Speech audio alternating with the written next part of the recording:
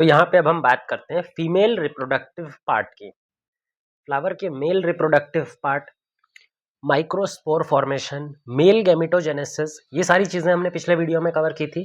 यहाँ पर हमें फीमेल पार्ट के बारे में पढ़ना है, जिसमें हम मेगास्पोरोजेनेसिस और उसके बाद में फीमेल गैमेटोफाइट कैसे बनता है, फीमेल गैमेटोफाइट यानी एम्ब्रियो सैक कैसे बनता है, वो सारी चीजें डिस्कस करेंगे। लेकिन उससे पहले हमें फ्लावर के फीमेल पार्ट के बारे में क्लैरिटी होनी चाहिए। जो फ्लावर का फीमेल पार्ट है उसको बुलाया जाता है गाइनोइशियम। ये जो गाइनोइशियम है ये गुच्छे का नाम है। एक फ्लावर के अंदर में जितने फीमेल पार्ट होते हैं उन सबके गुच्छे को मिला करके गाइनोइशियम टर्म दिया जाता है। ये जो गाइनोइशियम है ये बना होता है पिस्टिल या फिर कार्पल का। जो फीमेल स्ट्रक्चर होता है उसको हम पिस्टिल या फिर कार्पल कह करके बुलाते हैं। अब अगर हम एक सिंगल पिस्टिल की बात करें तो एक सिंगल पिस्टिल में 3 डिफरेंट कंपोनेंट्स से मिलकर के वो बना होता है। एक पिस्टिल का सबसे ऊपरी भाग जो होता है वो एक लैंडिंग प्लेटफॉर्म होता है। किसके लिए लैंडिंग प्लेटफॉर्म की तरह काम करता है? पोलन ग्रेन्स के लिए। इस सरफेस को बुलाया जाता है स्टिग्मा। इसी स्टिग्मा के ऊपर आकर के पोलन ग्रेन आकर के बैठता है, लैंड करता है। तो ये स्टिग्मा पोलन ग्रेन्स के लिए लैंडिंग सरफेस का काम करती है। स्टिग्मा के नीचे एक बड़ी सी ट्यूब होती है जिसको हम पिस्टिल का स्टॉक बोलते हैं। इस स्टॉक का नाम है स्टाइल। पूरे स्टॉक का, इस ट्यूब का नाम होता है स्टाइल। स्टाइल के बेसल पार्ट पे, नीचे वाले पार्ट पे एक बल्ज्ड पोर्शन, एक फूला हुआ पोर्शन है, जिस बल्ज्ड पोर्शन का नाम होता है ओवरी। तो ये तीनों कंपोनेंट्स मिल करके एक सिंगल पिस्टिल का फॉर्मेशन करते हैं। अब अगर हम ओवरी को इंडिविजुअली स्टडी करें, क्योंकि इन तीनों में से जो मेन पार्ट है वो है ओवरी, तो अगर ओवरी के स्ट्रक्चर को हम इंडिविजुअली स्टडी करेंगे तो ओवरी के स्ट्रक्चर में एक ओवरी वॉल होती है। ये जो इसकी ओवरी वॉल है ये आगे चल करके फ्रूट का फॉर्मेशन करने वाली है। फर्टिलाइजेशन के बाद में यही ओवरी वॉल डेवलप होती है इनटू द फ्रूट। इस ओवरी वॉल के अलावा एक कैविटी या फिर गैप प्रेजेंट होता है जिसको हम ओवेरियन कैविटी या फिर लॉक्यूल कह करके बुलाते हैं।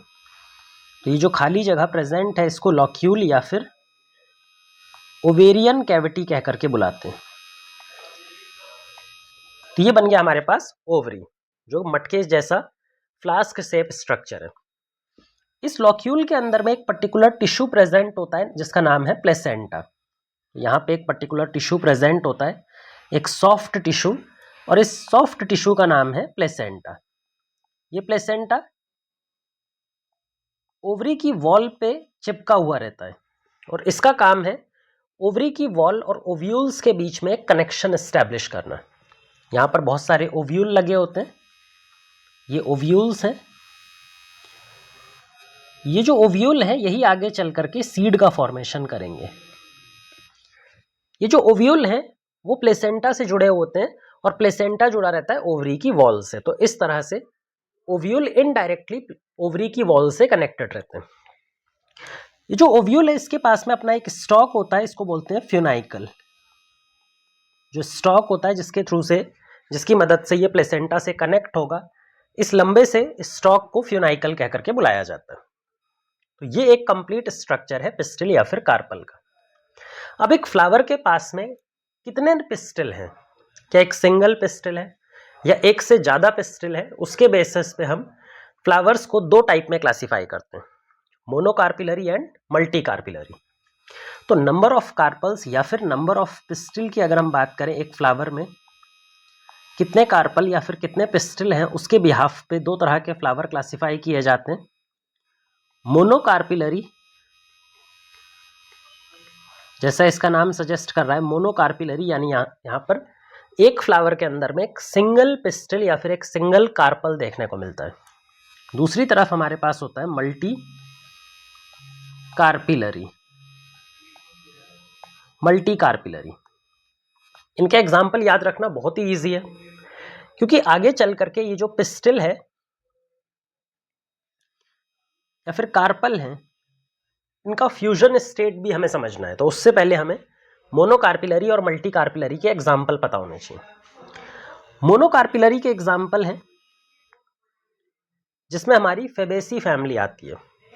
जो हमारे फेबेसी फैमिली आपने 11th क्लास में मॉर्फोलॉजी वाले चैप्टर में पढ़ा था कि फेबेसी प्लांट के अंदर हर एक फूल में एक सिंगल ओवरी प्रेजेंट होती है।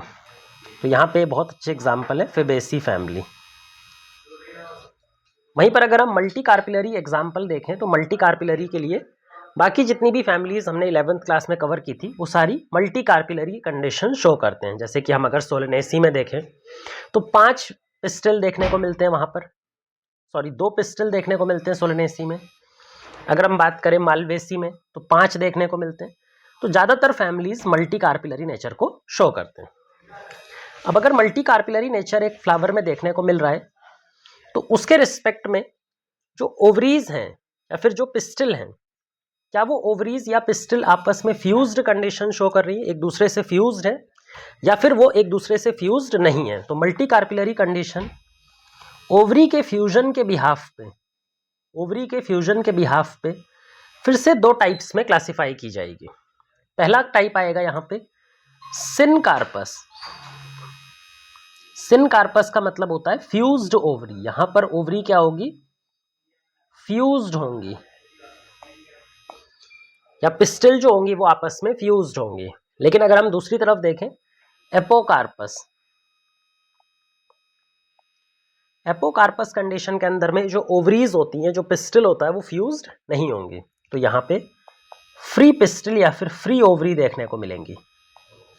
अगर इनके एग्जाम्पल की बात करें तो आपको एपोकार्पस का एग्जाम्पल याद रखना है। 3 ही एग्जाम्पल है 11th और 12th को मिलाकर के, एक रोज, लोटस और माइखीलिया। तो रोज, लोटस और माइखीलिया हमें याद रखने हैं। यही तीनों हमें एग्जाम्पल दिए एनसीईआरटी में एज अ एपोकार्पस। सिनकार्पस की अगर हम बात करें तो बाकी जितनी भी फैमिलीज हमने पढ़ी थी, सोलेनेसी, मालवेसी, लेग्यूमिनेसी में तो एक ही था, लिलिएसी फैमिली हमने देखी थी, वहां पर भी सिनकार्पस कंडीशन थी। तो ज्यादातर कंडीशन में सिनकार्पस हमने पढ़ रखा है पहले से। एक एग्जाम्पल यहाँ पर भी आप याद रख लीजिए, पेपेवर। ये 12th क्लास का दिया हुआ एग्जाम्पल है, तो इसे भी आप याद रखेंगे। लेकिन आपने मॉर्फोलॉजी में बहुत सारे ऐसे एग्जाम्पल पहले ही कवर किए। तो नंबर ऑफ कार्पल्स के बेसिस पे हमने मोनोकार्पिलरी, मल्टीकार्पिलरी, फिर मल्टीकार्पिलरी जो है उसके फ्यूजन के आधार पर ओवरी एक दूसरे में फ्यूज्ड है या नहीं, सिनकार्पस और एपोकार्पस कंडीशन आपको शो की गई है। ये तो बात हो गई कि एक फ्लावर में कितने ओवरीज प्रेजेंट है, कितने पिस्टल प्रेजेंट है, और वो आपस में फ्यूज्ड है या फिर फ्यूज्ड नहीं है। एक और चीज आपको याद रखनी है यहाँ पर, ओव्यूल्स का नंबर।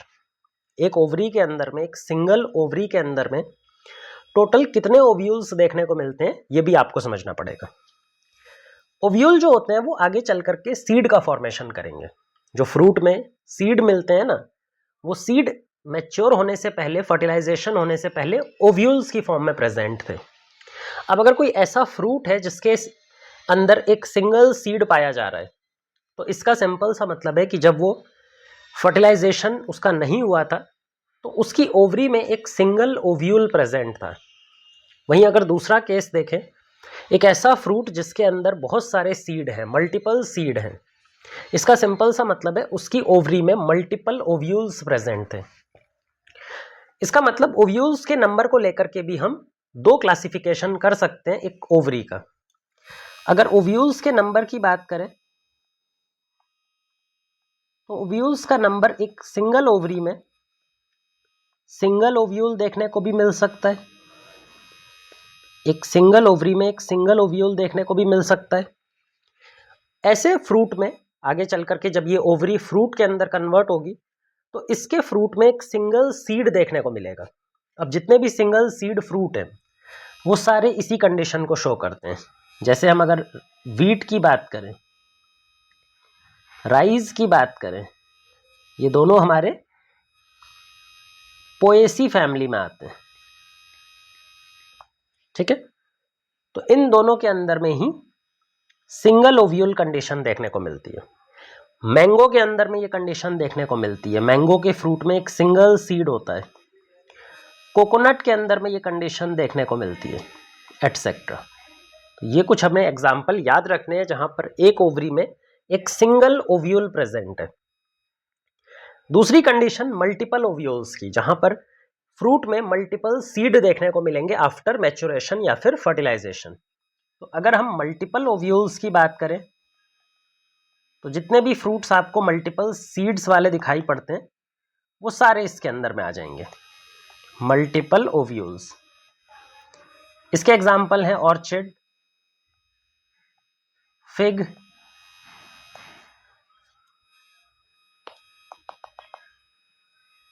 वाटरमेलन,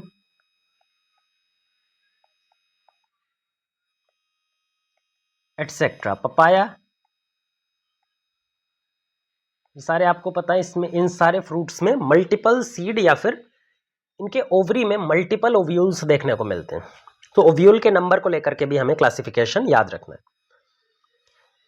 अब यहाँ पे स्टार्ट करते हैं ओव्यूल्स का स्ट्रक्चर, क्योंकि ओव्यूल्स ही वो पार्ट है जो मेगास्पोरेंजियम को रिप्रेजेंट करता है। मेगास्पोरेंजियम के अंदर मेगास्पोर का फॉर्मेशन होगा और वही मेगास्पोर आगे चल करके फीमेल गैमेटोफाइट, फीमेल गैमीट का प्रोडक्शन करने वाला है। तो हमारे लिए जो पूरे इस टॉपिक में सबसे इंपॉर्टेंट पार्ट है वो है ओव्यूल्स। ओव्यूल्स को हम मेगास्पोरेंजियम भी बोलते हैं। They are megasporangium.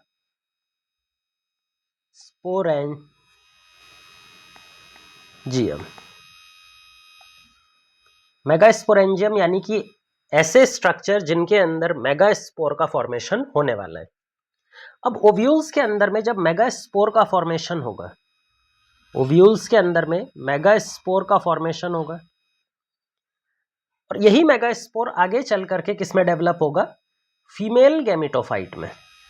यही मेगास्पोर आगे चल करके फीमेल गैमेटोफाइट में कन्वर्ट होता है। अब ये जो पहला प्रोसेस है जहां पर मेगास्पोर का फॉर्मेशन हो रहा है, इस प्रोसेस को बुलाते हैं मेगास्पोरोजेनेसिस। ओव्यूल्स के अंदर में मेगास्पोर के बनने के प्रोसेस को बोलते हैं मेगास्पोरोजेनेसिस। एक बार जब मेगास्पोरोजेनेसिस से मेगास्पोर बन गया तो यही मेगास्पोर आगे चल करके डेवलप करता है और डेवलप करके बना देता है फीमेल गैमेटोफाइट। फीमेल गैमेटोफाइट को यहाँ पे हम एम्ब्रियो सैक भी बोलते हैं। फीमेल गैमेटोफाइट का ही दूसरा नाम है एम्ब्रियो सैक। ये जो सेकंड प्रोसेस है, बी प्रोसेस है, इसका नाम होता है मेगा गैमेटोजेनेसिस। तो पहला प्रोसेस हो गया मेगास्पोरोजेनेसिस, मेगास्पोरोजेनेसिस। वहीं पर दूसरा ये जो प्रोसेस है ये है मेगा गैमेटोजेनेसिस। ये दोनों स्टेप, चाहे हम मेगास्पोरोजेनेसिस की बात करें चाहे मेगा गैमेटोजेनेसिस की बात करें, ओव्यूल्स के अंदर ही सारी चीजें ऑपरेट करने वाली है। पहले हम बात करेंगे मेगास्पोरोजेनेसिस और उसके बाद में मेगा गैमेटोजेनेसिस।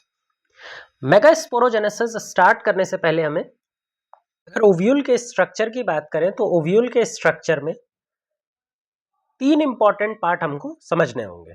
एक डायग्राम की फॉर्म में बनाते हैं और उससे क्लियर हो जाएगा। ओव्यूल के सबसे बाहर दो कवरिंग्स या फिर दो इंटीग्यूमेंट्स मिलते हैं जो उसको चारों ओर से कवर करके रखते हैं। तो ओव्यूल की सरफेस के कवर करके रखे होते हैं दो कवरिंग्स जिनको हम इंटीग्यूमेंट्स बुलाते हैं। कुछ इस तरह की कवरिंग्स होती हैं। ये पहली इंटीग्यूमेंट या कवरिंग और ये दूसरी इंटीग्यूमेंट या फिर कवरिंग।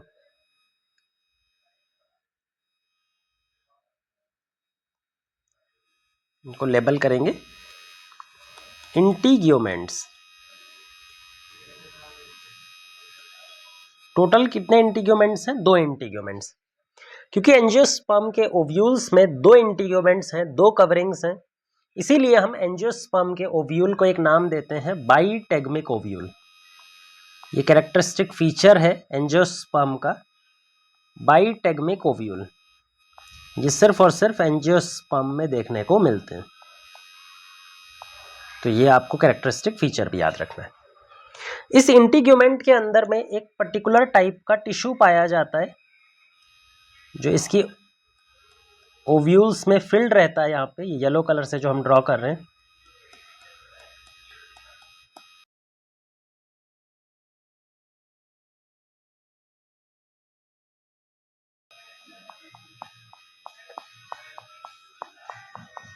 ठीक है। ये जो हमने टिश्यू बनाया है, इसी टिश्यू का नाम है न्यूसेलस टिश्यू। न्यूसेलस टिश्यू ये डिप्लॉइड टिश्यू होता है और इस टिश्यू का काम है न्यूट्रिशन प्रोवाइड करना। जब मेगास्पोर बनेगा, फीमेल गैमेटोफाइट बनेगा, तो उस टाइम पर जो एनर्जी यूटिलाइज होने वाली है उसके लिए न्यूट्रिशन प्रोवाइड करता है, इसीलिए हम इसको न्यूट्रिटिव टिश्यू भी कह करके बुलाते हैं। और इस न्यूट्रिटिव टिश्यू के चारों ओर इंटीग्यूमेंट्स या फिर दो कवरिंग्स प्रेजेंट हैं। ये जो इंटीग्यूमेंट्स हैं ये पूरी तरह से यूनिफॉर्मली इसको कवर नहीं करती हैं। आप ध्यान से देखोगे तो इसका जो टिप वाला पोर्शन है, जहां पर इंटीग्यूमेंट्स एब्सेंट है, वहां पर एक छोटा सा गैप बना होता है। इस गैप का नाम होता है माइक्रोपाइल। इस गैप का ही नाम होता है माइक्रोपाइल। जो माइक्रोपाइल है ये ओपनिंग है। इसी ओपनिंग से आगे चलकर पोलन ट्यूब, जब हम फर्टिलाइजेशन पढ़ेंगे तो इसी माइक्रोपाइल से पोलन ट्यूब की एंट्री होने वाली है। ये जो माइक्रोपाइल है ये ओव्यूल का टिप पोर्शन रिप्रेजेंट करती है, सबसे ऊपर वाला पोर्शन रिप्रेजेंट करती है। अगर हम माइक्रोपाइल के बिल्कुल अपोजिट साइड पे आएंगे तो ये जो दूसरा पोल है, दूसरा साइड है ओव्यूल का, इसका नाम होता है चालाजा। इसका नाम होता है चालाजा। और ये जो चालाजा है ये ओव्यूल का बेसल पार्ट या फिर उसका बेस रिप्रेजेंट कर रहा होता है। तो ये ओव्यूल के इंटीग्यूमेंट्स माइक्रोपाइल और चालाजा, जो उसके दो एंड्स हैं, एक माइक्रोपाइल टॉप पोर्शन और चालाजा जो कि बेसल पोर्शन है। इस ओव्यूल को ओवरी की वॉल से कनेक्ट होना है, भाई इसको ओवरी की वॉल से चिपका हुआ रहना पड़ेगा। उसको ओवरी की वॉल से चिपकाने के लिए एक स्टॉक प्रेजेंट होता है, जिस स्टॉक का नाम है फ्यूनाइकल। ये जो ओव्यूल का स्टॉक होता है, इसी स्टॉक का नाम होता है फ्यूनाइकल। ये एक कंप्लीट स्ट्रक्चर है एंजियोस्पर्मिक ओव्यूल का। पर अगर हम बात करें क्या ऐसा ही ओव्यूल हमें ज्यादातर एंजियोस्पर्म में दिखाई पड़ेगा, तो इसका आंसर है नहीं। ये जो ओव्यूल है ये सबसे प्रिमिटिव टाइप का, बहुत ही पुराना टाइप का ओव्यूल है। इवोल्यूशन में ये बहुत पहले डेवलप किया था। ऐसे ओव्यूल को जहां पर माइक्रोपाइल, चालाजा और फ्यूनाइकल एक सीधी लाइन में प्रेजेंट है, माइक्रोपाइल ऊपर, चालाजा नीचे की तरफ और फ्यूनाइकल उससे भी नीचे की तरफ, ये ओव्यूल कहलाता है स्ट्रेट ओव्यूल। ये जो ओव्यूल है इसी का नाम होता है स्ट्रेट ओव्यूल। ग्रीक में हम इसको ऑर्थोट्रोफस ओव्यूल बोलते हैं, ऑर्थोट्रोपस ओव्यूल। ये जो ऑर्थोट्रोपस ओव्यूल या फिर स्ट्रेट ओव्यूल की हम बात कर रहे हैं, ये सबसे पुराना, सबसे प्रिमिटिव ओव्यूल है एंजियोस्पर्म का। आज के टाइम पे ज्यादातर प्लांट्स में, ज्यादातर एंजियोस्पर्म में इसका एक मॉडिफाइड फॉर्म मिलता है जो बाद में डेवलप किया था। जो ज्यादा कैरेक्टरिस्टिक या फिर ज्यादा कॉमनली एंजियोस्पर्म प्लांट में ओव्यूल का टाइप मिलता है उसको बोलते हैं एनाट्रोपस। एनाट्रोपस। अच्छा, एनाट्रोपस और ऑर्थोट्रोपस में कोई रिलेशन दिख रहा है? एनाट्रोपस का मतलब है जो 180 डिग्री रोटेट कर जाए, जो बिल्कुल कंप्लीट रिवर्स हो गया है, इन्वर्ट हो गया है, तो एनाट्रोपस ओव्यूल को हम इन्वर्टेड ओव्यूल भी बोलते हैं। वो इन्वर्ट हो चुका है, वो रिवर्स हो चुका है। एनाट्रोपस ओव्यूल कैसा बनाया जाएगा फिर? यहाँ बीच में हमारे पास न्यूसेलस टिश्यू, न्यूसेलस टिश्यू के ऊपर दो इंटीग्यूमेंट्स हैं, पहला इंटीग्यूमेंट और दूसरा इंटीग्यूमेंट।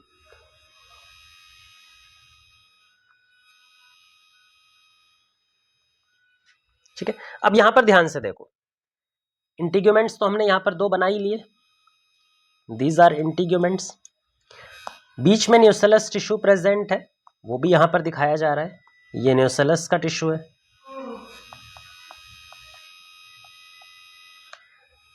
जो टिप पोर्शन है, जो सबसे ऊपर वाला पोर्शन है, ये क्या रिप्रेजेंट कर रहा है? माइक्रोपाइल।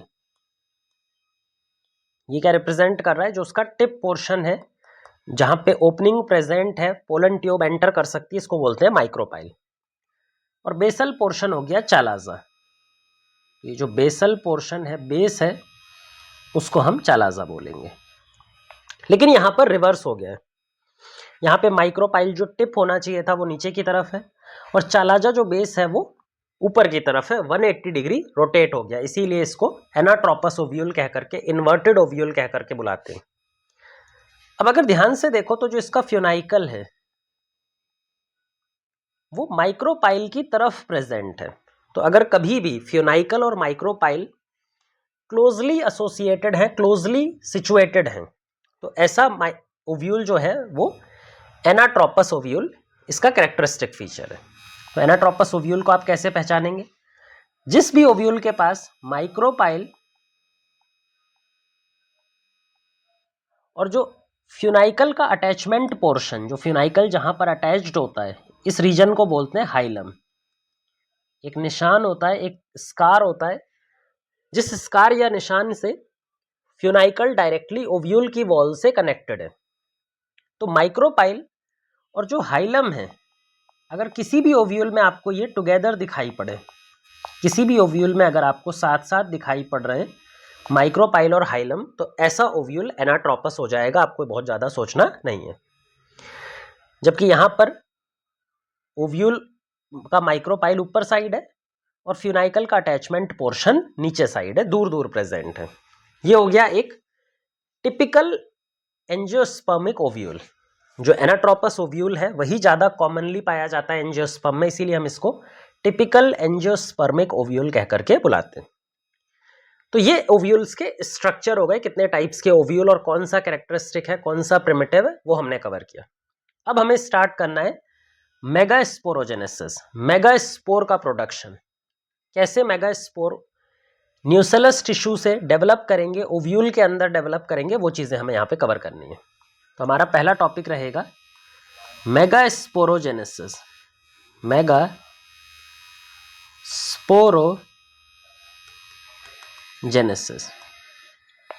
मेगास्पोरोजेनेसिस के दौरान ओव्यूल के अंदर एक सिंगल न्यूसेलस का टिश्यू सेल, भाई ओव्यूल के पास में तो बहुत सारे न्यूसेलस के सेल हैं, लेकिन जो एक सिंगल न्यूसेलस का सेल जो माइक्रोपाइल की तरफ प्रेजेंट होगा, एक ऐसा न्यूसेलस का सेल जो माइक्रोपाइल की तरफ प्रेजेंट होगा, वो अपने अंदर में न्यूट्रिशन स्टोर करेगा और न्यूट्रिशन स्टोर करने के बाद में अपने साइज को इंक्रीज कर लेगा।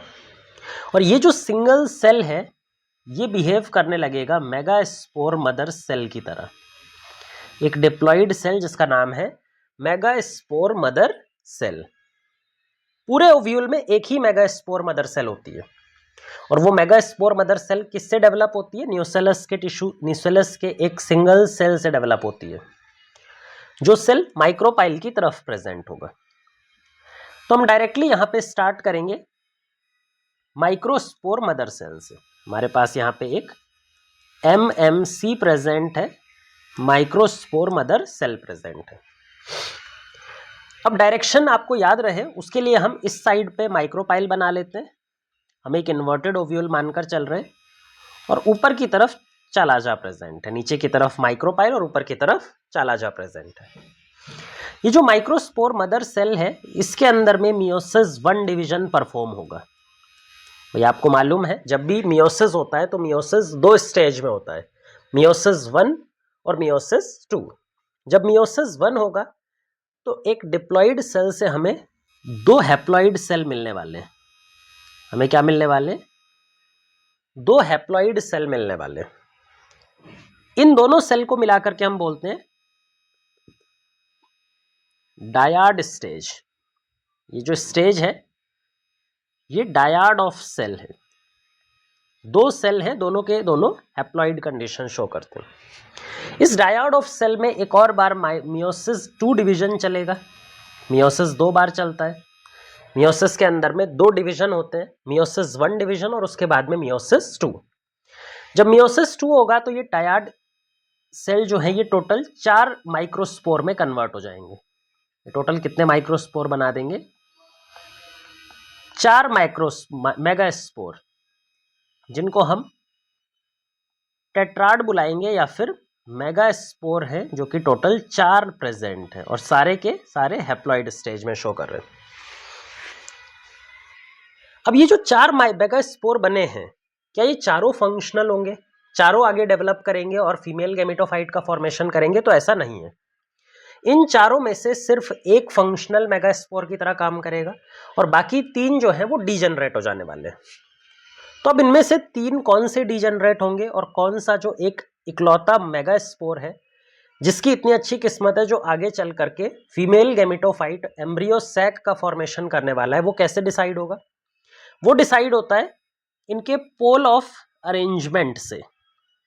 जो माइक्रोपाइल की तरफ, यहाँ पे हमने माइक्रोपाइल नीचे की साइड बनाया है, तो जो 3 मेगा स्पोर माइक्रोपाइल की तरफ है वो डीजेनरेट हो जाने वाले हैं। ये तीनों क्या हो जाएंगे? डीजेनरेट हो जाएंगे। और बचा हुआ एक सिंगल मेगा स्पोर, ये जो हमारे पास में एक सिंगल मेगा स्पोर बच गया, ये बिहेव करेगा फंक्शनल मेगा स्पोर की तरह। ये किसकी तरह बिहेव करेगा? एक फंक्शनल मेगा स्पोर की तरह। इसका मतलब एक ओव्यूल में एक single megaspore mother cell था और एक ओव्यूल में single megaspore mother cell ने पहले मियोसिस 1 और मियोसिस 2 किया, जिससे हमें टोटल 4 मेगा स्पोर मिले। लेकिन 4 में से 3 जो है माइक्रोपाइलर साइड वाले डीजेनरेट हो जाएंगे और एक बचेगा। एक फंक्शनल मेगा स्पोर आगे डेवलप करेगा और आगे डेवलप करने के बाद में एम्ब्रियो सैक या फीमेल गैमेटोफाइट का प्रोडक्शन करेगा। एम्ब्रियो सैक या फिर फीमेल गैमेटोफाइट का प्रोडक्शन करने वाला है। क्योंकि सिर्फ एक मेगा स्पोर फंक्शनल बचा है, इसीलिए हम एंजियोस्पर्म में जो फीमेल गैमेटोफाइट का डेवलपमेंट है, मेगा स्पोर का डेवलपमेंट है, उसको मोनोस्पोरिक डेवलपमेंट कह करके बुलाते हैं। जो फीमेल स्ट्रक्चर का डेवलपमेंट है वो कैसा डेवलपमेंट है? Monosporic development. मोनोस्पोरिक यानी एक सिंगल स्पोर से आगे चल करके एम्ब्रियो सैक डेवलप होने वाला है, 3 बाकी डीजेनरेट हो जाएंगे। ये हो गया मेगा स्पोरोजेनेसिस, जहां पे हमें फंक्शनल मेगा स्पोर मिल गया। लेकिन मेगा स्पोरोजेनेसिस से फाइनल फीमेल गैमीट अभी नहीं मिला है हमको। फीमेल गैमीट तक पहुंचने के लिए अब मेगा स्पोर फर्दर डिवाइड करेगा, फर्दर अपने अंदर में डिवीजन शो करेगा और डिवाइड करके एक फीमेल गैमेटोफाइट का प्रोडक्शन करेगा, एम्ब्रियो सैक का प्रोडक्शन करेगा। ये जो प्रोसेस है दूसरा वाला, मेगा स्पोर से फीमेल गैमेटोफाइट बनने का प्रोसेस, इसको बुलाया जाता है मेगा गैमेटोजेनेसिस। मेगा गैमेटोजेनेसिस, जिसमें फंक्शनल मेगा स्पोर जो हमारे पास प्रेजेंट है, वो फंक्शनल मेगा स्पोर आगे चल करके एम्ब्रियो सैक या फिर फीमेल गैमेटोफाइट का फॉर्मेशन करने वाला है। अब हम next process female gametophyte female development के अंदर मेगा गैमेटोजेनेसिस या फिर एम्ब्रियो सैक फॉर्मेशन समझने वाले हैं। जो मेगा स्पोर फंक्शनल कंडीशन में प्रेजेंट है वो आगे डेवलप करेगा और डेवलप करने के बाद में फीमेल गैमेटोफाइट बनाने वाला है। वापस से डायरेक्शन के सेंस के लिए हम नीचे की तरफ माइक्रोपाइल समझेंगे और ऊपर की तरफ चालाजा समझेंगे। हमने एक इन्वर्टेड ओव्यूल कंसीडर कर रखा है। हमारे पास में एक single mega spore condition present है। यहाँ पे क्या प्रेजेंट है? हमारे पास एक सिंगल मेगा स्पोर जो कि फंक्शनल कंडीशन में है, हैप्लॉइड स्टेज में ये सेल प्रेजेंट है। अब ये मेगा स्पोर फर्दर डेवलप करेगा। डेवलप करते टाइम यह कुछ डिवीजन परफॉर्म करेगा। ये मेगा स्पोर एक फ्री न्यूक्लियर माइटोसिस डिवीजन के अंदर जाएगा। तो पहले तो हमें फ्री न्यूक्लियर माइटोसिस डिवीजन का मतलब पता होना चाहिए। फ्री न्यूक्लियर माइटोसिस डिवीजन का मतलब है जहां पर कैरियोकाइनेसिस और न्यूक्लियस का डिवीजन तो कंप्लीट हो। कैरियोकाइनेसिस या फिर न्यूक्लियस का डिवीजन तो कंप्लीट हो जाता है, लेकिन कैरियोकाइनेसिस के बाद में जो साइटोप्लाज्म का डिवीजन था, जो साइटोकाइनेसिस था, वो नहीं होता। तो फ्री न्यूक्लियर माइटोसिस में क्या होता है? सिर्फ और सिर्फ कैरियोकाइनेसिस। अब अगर एक सेल का न्यूक्लियस तो डिवाइड कर रहा है, न्यूक्लियस तो ब्रेक हो रहा है, पर उसका साइटोप्लाज्म ब्रेक नहीं होगा, तो ऐसे सेल का न्यूक्लियस का नंबर कॉन्टिन्यूसली बढ़ता जाएगा, क्योंकि वहां पर सिर्फ और सिर्फ न्यूक्लियस डिवाइड कर रहा है, साइटोप्लाज्म तो डिवाइड कर नहीं रहा। और जब साइटोप्लाज्म डिवाइड कर ही नहीं रहा तो उसके अंदर में न्यूक्लियस का नंबर हर एक डिवीजन के साथ में इंक्रीज होता जाएगा, डबल होता जाएगा। ये मेगा स्पोर पहला फ्री न्यूक्लियर माइटोसिस परफॉर्म करता है। क्या परफॉर्म करता है? Free nuclear mitosis number 1। जैसे ये free nuclear mitosis division perform करेगा तो इसके जो न्यूक्लियस का नंबर है वो डबल हो जाएगा। क्या साइटोप्लाज्म डिवाइड होगा? साइटोप्लाज्म डिवाइड नहीं हो रहा क्योंकि फ्री न्यूक्लियर माइटोसिस है, तो साइटोप्लाज्म तो एक ही रहा, लेकिन उसके अंदर में जो न्यूक्लियस थे, जो न्यूक्लियाई थे, वो 2 हो गए। कंडीशन अभी भी उसकी हैप्लॉइड ही रहने वाली है क्योंकि माइटोसिस डिवीजन है, तो न्यूक्लियर जेनोमिक कंटेंट तो चेंज नहीं होगा, लेकिन न्यूक्लियस का नंबर अब की बार कितना हो गया? 2। इस कंडीशन को हम बुलाते हैं बाइन्यूक्लिएट स्टेज। बाइन्यूक्लिएट स्टेज, बाइन्यूक्लिएट स्टेज क्यों बुला रहे हैं आपको बहुत अच्छे से क्लियर हो गया होगा। 2 न्यूक्लियस प्रेजेंट है। अब इस बाइन्यूक्लिएट स्टेज के अंदर में क्या होता है? न्यूक्लियस का मूवमेंट होता है अपोजिट पोल की तरफ। ये जो 2 न्यूक्लियाई बने हैं, इनमें से एक तो चला जाएगा चालाजल एंड की तरफ, मतलब हमने जो ऊपर की तरफ चालाजल एंड बनाया है उस तरफ, और दूसरा वाला माइक्रोपाइलर एंड की तरफ चला जाएगा, जो नीचे हम कंसीडर करके चल रहे हैं माइक्रोपाइल को, उसकी तरफ चला जाएगा। तो एक ऊपर की तरफ और एक माइक्रोपाइल की तरफ। एक बार जब ये रीअरेंजमेंट कंप्लीट हो जाएगा तो उसके बाद में यहां पर हमें दूसरा फ्री न्यूक्लियर माइटोसिस देखने को मिलेगा, फ्री न्यूक्लियर माइटोसिस नंबर 2। लेकिन अब की बार फ्री न्यूक्लियर माइटोसिस कहां पर हो रहा है? पोल्स की तरफ। ये न्यूक्लियाई पोल्स पर चले गए थे, एक चलाजल पोल पर और एक माइक्रोपाइलर पोल पर। जब फ्री न्यूक्लियर माइटोसिस दोबारा से इन दोनों न्यूक्लियस में होगा तो हर एक न्यूक्लियस फिर से डिवाइड करके 2 नए न्यूक्लियस बना देगा। तो टोटल न्यूक्लियस अब की बार कितने बनेंगे? 4। 2 इस वाले की वजह से और 2 दूसरे वाले की वजह से। जो अब की बार जो हमें कंडीशन मिलने वाली है, 2 न्यूक्लियस इधर चालाजल एंड की तरफ और 2 न्यूक्लियस माइक्रोपाइलर एंड की तरफ। टोटल न्यूक्लियस कितने हो गए? 4। ऐसी कंडीशन को बुलाते हैं टेट्रा न्यूक्लिएट स्टेज। ये जो कंडीशन है इसको हम बुलाते हैं टेट्रा न्यूक्लिएट स्टेज, 4 न्यूक्लियस की स्टेज। एक तीसरा फ्री न्यूक्लियर माइटोसिस डिवीजन हमें एक और बार करना है, free nuclear mitosis FNM number 3। जब तीसरी बार फ्री न्यूक्लियर माइटोसिस होगा तो ये जो 4 न्यूक्लियस प्रेजेंट है, 4 न्यूक्लियाई प्रेजेंट है, हर एक न्यूक्लियाई 2 न्यूक्लियाई का फॉर्मेशन करेगी। तो टोटल कितने न्यूक्लियाई हो जाएंगे? 8 न्यूक्लियाई, मतलब 8 न्यूक्लियाई स्टेज यहां पर कंप्लीट हो जाएगी। 1 2 3 4 इधर, 1 2 3 और 4 इधर। कितने न्यूक्लियस हो गए? 8 न्यूक्लियस हो गए। इसको हम 8 न्यूक्लिएट स्टेज बोलने वाले, 8 न्यूक्लिएट स्टेज बोलने वाले। 8 न्यूक्लियर स्टेज बनाने के लिए हमें किन डिवीजन की जरूरत पड़ी है, किस तरह के डिवीजन की जरूरत पड़ी है? Free nuclear mitosis. टोटल कितनी बार फ्री न्यूक्लियर माइटोसिस हुआ? 3 बार, 1 2 और 3। अच्छा, एक बार जब ये 8 न्यूक्लिएट स्टेज में आ गया तो यहां पर वापस से न्यूक्लियस का रीअरेंजमेंट होने वाला। ये जो रीअरेंजमेंट है इसमें क्या होगा? ये जो 4 न्यूक्लियाई यहाँ पे चलाजल एंड पे ऊपर की तरफ जो हम मान के चल रहे हैं, उसमें से एक न्यूक्लियाई सेंटर में आ जाएगा और 4 न्यूक्लियाई ये जो माइक्रोपाइलर एंड की तरफ हम मान के चल रहे हैं, इसमें से एक न्यूक्लियाई सेंटर की तरफ आ जाएगा। जब ये न्यूक्लियाई का रीअरेंजमेंट होगा पोल और सेंटर के बीच में, तो फाइनली हमें कुछ इस तरह का कंडीशन मिलेगा। फाइनली हमें एक इस तरह का कंडीशन मिलेगा। हम इसको थोड़ा बड़ा करके दिखा देते हैं। ऊपर की तरफ हम चलाजल एंड समझ रहे और नीचे की तरफ हम माइक्रोपाइलर एंड समझ रहे हैं। 3 न्यूक्लियाई यहां पर प्रेजेंट है, 3 न्यूक्लियाई माइक्रोपाइलर एंड पे प्रेजेंट है और 2 न्यूक्लियाई बीच में प्रेजेंट है।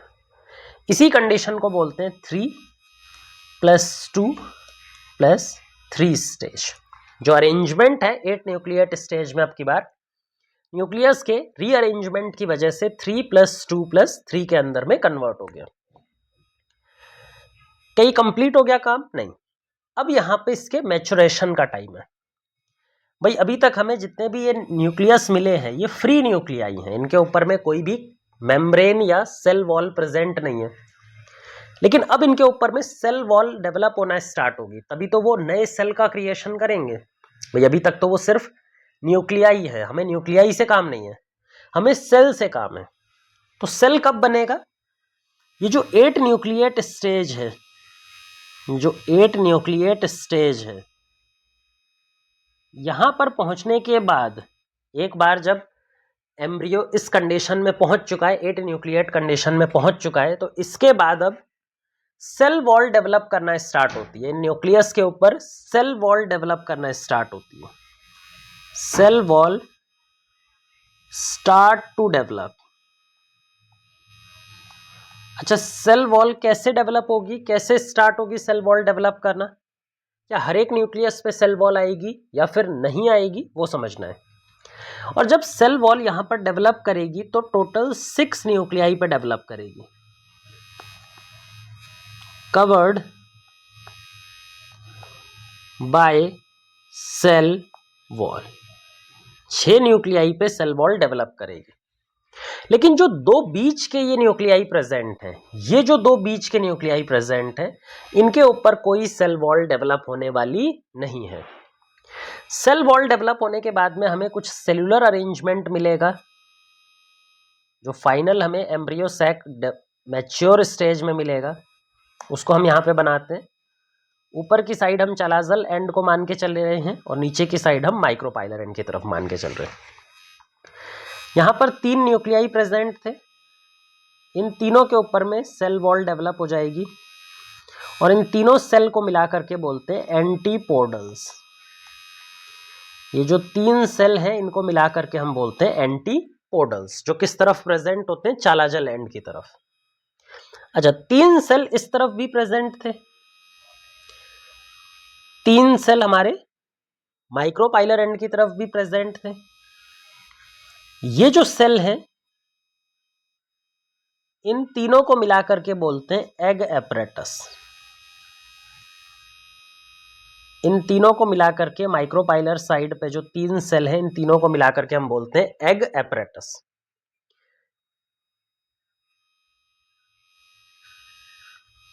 इस एग एपरेटस में बीच में एक सिंगल एग सेल प्रेजेंट होता है, जबकि इसके साइड में दोनों तरफ आप देखोगे तो हेल्पिंग सेल या फिर synergid cells, synergid cells present होते हैं। कितने सिनर्जिड्स हैं? Total 2 synergids. ये सिनर्जिड सेल का काम क्या है? इन सिनर्जिड सेल को अगर आप ध्यान से देखोगे तो इन सिनर्जिड सेल्स के जो बेसल पोर्शन होता है, जो सिनर्जिड सेल का बेसल पोर्शन होता है, नीचे वाला पोर्शन, यहाँ पे वाला ये वाला पोर्शन, यहाँ पे कुछ फिंगर लाइक प्रोजेक्शंस होती हैं, फिंगर लाइक फोल्ड्स होते हैं और इन फोल्ड्स का नाम है फिलीफॉर्म एपरेटस। फिलीफॉर्म एपरेटस, यहाँ पे भी आप देख सकते हैं ये फिलीफॉर्म एपरेटस प्रेजेंट है। तो सिनर्जिड सेल के जो फिलीफॉर्म एपरेटस है, ये पोलन ट्यूब की एंट्री को गाइड करेंगे। जब बाद में पोलन ट्यूब एंटर होने वाली होगी एम्ब्रियो सैक में, तो एम्ब्रियो सैक में उसको एंटर करवाने के लिए सिनर्जिड्स की हेल्प काफी ज्यादा इंपॉर्टेंट वहां पर होने वाली है।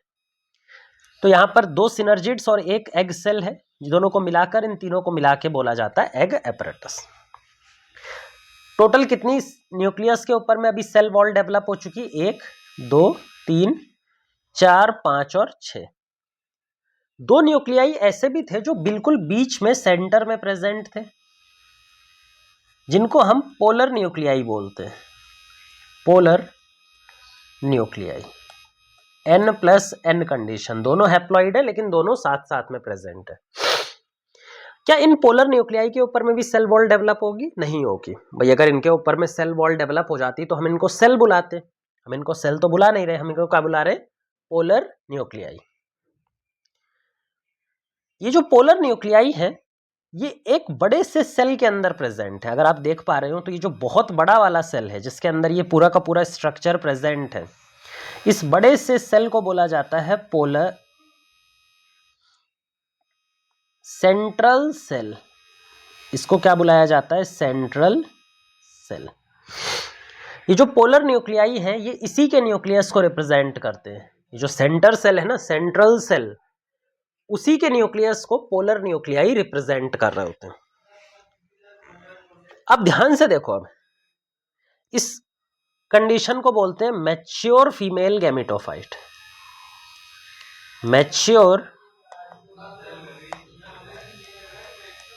फीमेल गैमेटोफाइट या फिर मैच्योर एम्ब्रियो सैक।